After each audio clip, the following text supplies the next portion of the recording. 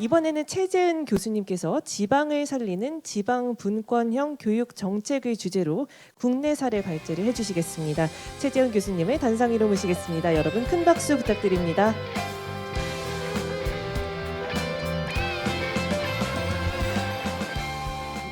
예, 안녕하세요. 만나서 반갑습니다.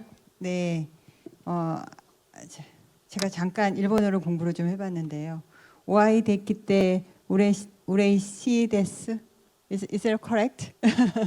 예, 아까 또 그렇게 한국말로 잘 인사를 해주셔서 뭔가 갑자기 공부를 해야겠다 이런 생각을 했습니다.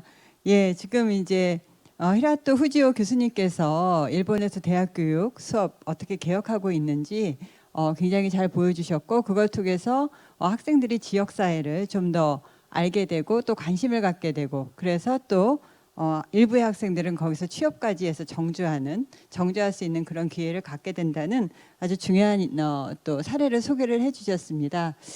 근데 이제 굉장히 어떻게 보면 디테일한 내용을 소개를 해주셨는데, 제가 이제 오늘 발표를 드릴 내용은 지방을 살리는 지방분권형 교육정책이라 그래서 조금은 더 거시적으로 중앙정부 차원에서 한국에서 지금 어떤 일이 일어나는가, 이 지방을 살리고 지방 대학을 살리기 위해서 그 내용을 중심으로 좀 말씀을 드리도록 하겠습니다. 이게 아니라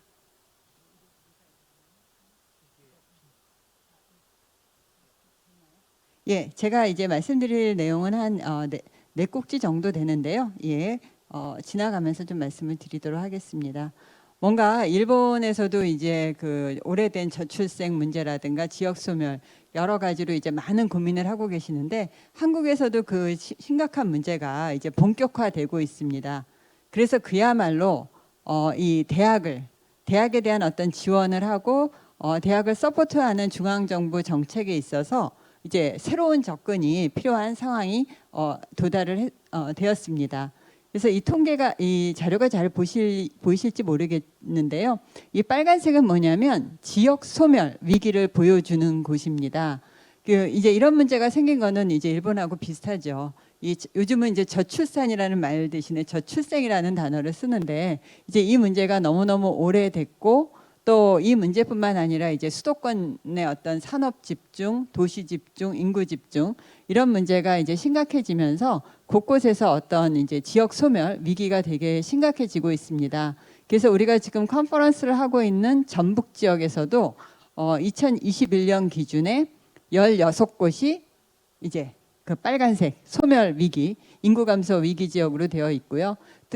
그리고 이제 비슷하게 경북이라는 곳이 이제 동쪽에 보면 있는데, 거기에 보면은 거기도 이제 16곳.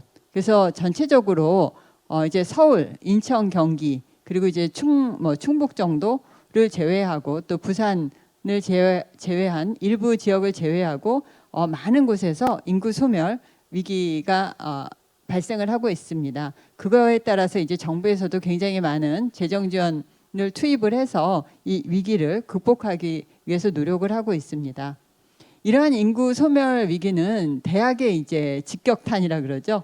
바로 영향을 미치고 있습니다. 여기 이제 그림에서 보시면 대학 진학 대상 인구가 엄청나게 줄어들고 있습니다. 정말 상상을 하기가 어려운 상황이 되고 있는데요. 그래서 많이 줄고 있고, 그거에 따라서 이제 대학들이 학생들, 한국에서는 아시는지 모르지만은 이제 대학별로 학생 정원이라는 개념이 있는데, 스튜던트 쿼터라는 이것을 지금 못 채우는 대학들이 급격히 늘어나고 있습니다. 그래서 그 양상을 보면 이제 수도권 밖에, 그러니까 이 수도권 밖의 지역에서 이제 그런 문제가 심각하고, 대학 유형별로 보면은 일반대가 이제 정원을 못 채우면서 우리가 2년제 또는 3년제 학위를 주로 운영하는 전문대들이 이제 정원을 못 채우는 그런 문제들이 나타나고 있습니다. 그래서 이제 이런 문제는 보면은 이제 인구 이동에도 바로 이렇게 반영이 되고 서로 영향을 미치고 있는데요. 특히 이제 학령 인구 감소와 또 청년 많은 사람들이 일자리와 보다 나은 삶을 향해서 이제 수도권으로 몰리고 있습니다. 그래서 여기 보시면 2011년 데이터와 2020년 데이터를 보여주는데, 수도권을 제외한 전 지역에서 이제 청년 인구가 다 이제 이탈을 하고 있는 이런 문제들이 굉장히 심각하게 나타나고 있습니다. 그래서 이제 이 문제는 결국은 이제 서로 상보적 서로 영향을 미치는 거죠. 상호 영향을 미치는데 이 학생들이 이제 부족해지면서 대학 이제 우리나라 그러니까 한국 같은 경우는 전체 대학의 한 80%가 사립 대학입니다. 그래서 결국은 학생들이 납입하는 등록금이 대학 재정의 주요 원천이 될 수밖에 없는데 이제 지방 같은 경우는 이제 학생들의 이탈이 많으면서 이제 교육 여건이라든가 연구 여건 따라서 재정 여건이 급격히 이제 나빠지고 있고요. 이러한 부분이 사실은 지역의 위기로 바로 맞닿고 있죠. 지역에서 예를 들면 아까 뭐 경산 같은 지역 같은 경우는 우리가 대학 도시라고 할 만큼 그 지역 하나에 엄청나게 많은 대학들이 있습니다. 근데 그런 지역일수록 이제 학생들이 없어지면 그것은 그 지역의 소비, 뭐 주택 수요, 굉장히 여러 가지 측면에서 많은 영향을 미쳐서 가뜩이나 지금 심화되고 있는 지역의 위기를 더욱 가속화시킨다고 볼 수 있습니다. 그래서 이제 한국에서도 학교, 대학의 문을 닫는 학생 수가 부족해서 문을 닫는 폐교 등이 나타나고 있는데 그랬을 때 그 누구보다도 반대하는 집단은 지역 주민들입니다. 지역 자체가 이제 같이 소멸되는 속도가 더 빨라지고 그런 위기에 직면을 하기 때문에 이 대학의 위기와 지역의 위기가 결코 분리해서 볼 수 없다는 것. 그래서 같이 이제 상생을 하는 방안을 찾는 것이 굉장히 중요하다고 볼 수 있습니다. 예, 그래서 이제 뭔가 새로운 접근이 좀 필요하다는 인식이 한국 사회에서는 확산이 되고 있습니다. 대학을 바라볼 때 이제 어떻게 바라보고 어떻게 지원을 할 것인가. 그래서 새로운 접근으로서 이제 바텀업 접근이 이제 주목을 받고 있는데요. 그 내용을 이제 소개를 시켜드리고자 합니다. 이제 기존의 정책은 한국에서 다른 분야 정책과 마찬가지로 탑다운 정책들이 굉장히 많았습니다. 그 얘기는 뭐냐면 중앙정부에서 대학에 대한 재정 지원에 관한 중요한 내용들을 결정을 하고 중앙정부가 주도하는 대규모 재정 지원 사업을 이제 실행을 하는 경우가 많았고요. 근데 이제 그러한 접근이 좀 바뀌어서 이제는 광역자치단체, 예를 들면 전라북도 같은 경우는 전라북도 도지사님이 대학들과 이 지역 내 대학들과 뭔가 협력을 해서 주도적으로 대학 정책을 이끌어가야 되는 것은 아닌가. 그게 이제 바텀업 접근이라고 할 수가 있습니다.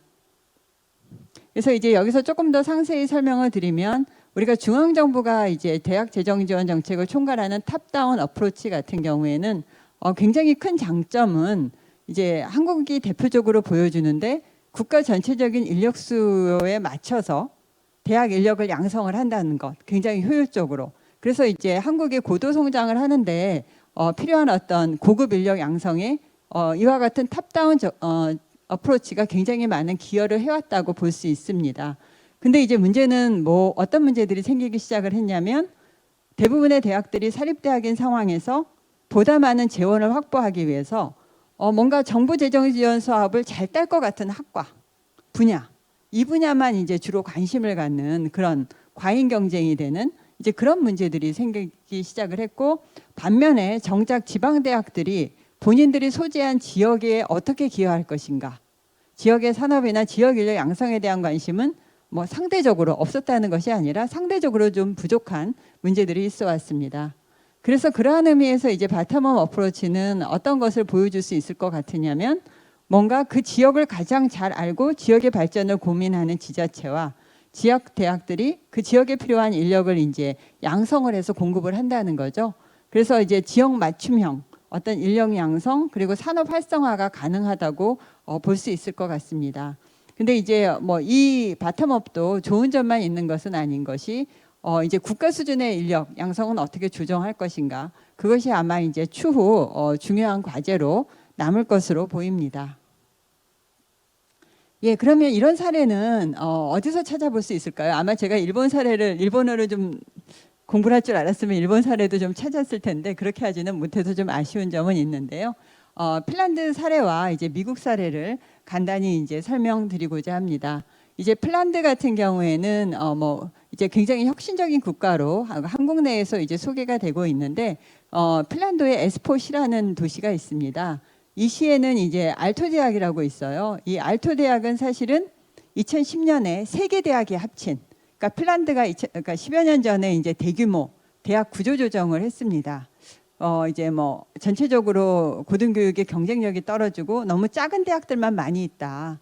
그래서 정말 중요한 연구나 인력 양성을 하지 못한다는 비판이 있으면서 핀란드도 대규모 구조 조정을 했는데요. 그 과정에서 이제 만들어진 알토 대학이 그 지역에 있는 이제 에스풋이랑 협력을 해서 여러 가지 이 산학 협력을 하는 그런 굉장히 이제 스타트업을 집중적으로 육성하는 그런 도시가 되었다고 합니다. 그래서 실제적으로 평균 개인 소득도 수도인 헬싱키보다도 높고 주민들이 이제 젊은 주민들의 비율이 굉장히 높은 그런 사례를 보여주고 있습니다.